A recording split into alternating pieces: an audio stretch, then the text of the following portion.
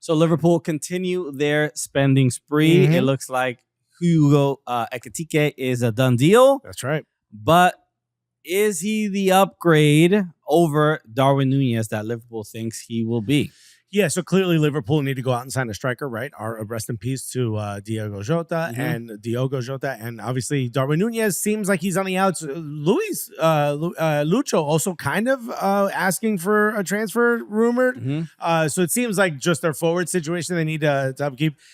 Isak was the big name rumored. Now it looks like they've switched because of how much money Isak or Newcastle want for Isak. They switched to Ekitike. Ekitike, I think, is an incredible striker, but really he's had one very good season at Eintracht Frankfurt. The previous season of that, I believe he scored 22 in all competitions. Previous season of that, he scored 4 goals.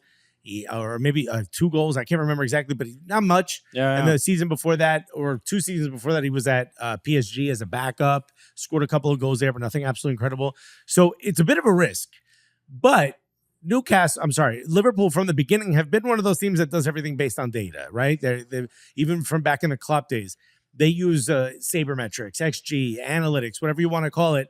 They use that to guide some of their deals. So if they're looking at someone like Ekitike thinking that he has a higher ceiling, part of me wants to believe that this is the right guy. It just also feels like, you've only ever even seen him in Europa, and he looked good. Yeah, he looked fine. It's one of those. Yeah, you need someone who's going to win Champions League. You haven't even seen my guy in Champions League. Yeah, it feels like a lot of money on something not, it's not a sure bet by any means, but then also it also doesn't. He doesn't feel better than Darwin Núñez to me. I know Darwin Núñez gets a lot of criticism for years. He's not an Arne Slot player, though. That is true. And Ekitike is very much an Arne Slot player. Why do you say that? Because he plays in the mix. You know what I mean? Darwin Núñez feels like someone who needs the ball in space. Okay. He feels like someone who wants to chase a long ball, which is not Arne Slot style. Ekitike can play in those tight spaces. He can play amongst the crowd in the box. Sure. Look, I understand you need as much support as possible, and players are going to come in. I don't necessarily think it's a bad move. But I also don't think it's a bad move. No, it's definitely not a bad move. But I feel maybe this will put a little bit of pressure on Darwin Núñez. I think Darwin Núñez is a good player, probably not worth the transfer fee that he cost at the time. Right. But still, I think he's been pretty good. And this preseason, you heard the rumor about Benfica like popping champagne because they didn't think they were going to get on him? I want that to be true so bad. I think Darwin Núñez is also a very good player.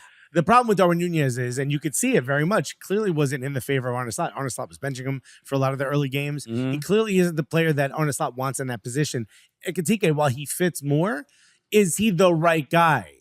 Part of me has some confidence that Liverpool knows what they're doing when they sign him. Other part of me is like, you've really taken a flyer on a guy that's had one outstanding season in Bundesliga. It does feel a little bit like, Fenway Sports Group, owners of Liverpool, and we've heard and LeBron James. And yes, they own LeBron James.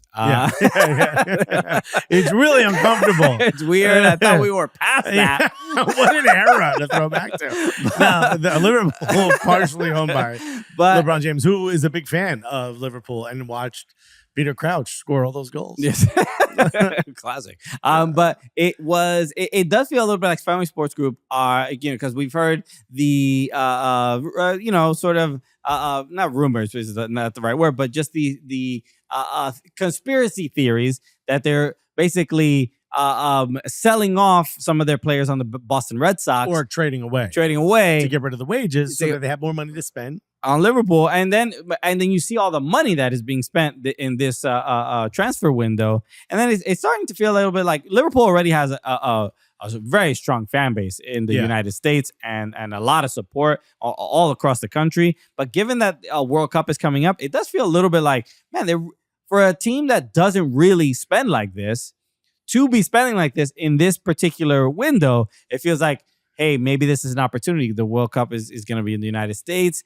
Our team is popping off. Maybe some of these players, have great World Cups and become 2026, 2027. Then buy Gio Reyna. What are we doing here? That's what I was getting to. We finally got there. So maybe Fenway Sports Group is just, as far as this window, they're really looking forward into what the World Cup could mean for even the popularity of Liverpool. That theory also carries a lot of weight in the U.S. because Boston sports fans are wildly, loyal to their teams, wildly dedicated to their teams, obsessive fanatic, whatever you want to call them. Sure. But also, surprisingly, sports media is kind of controlled by a lot of Boston people.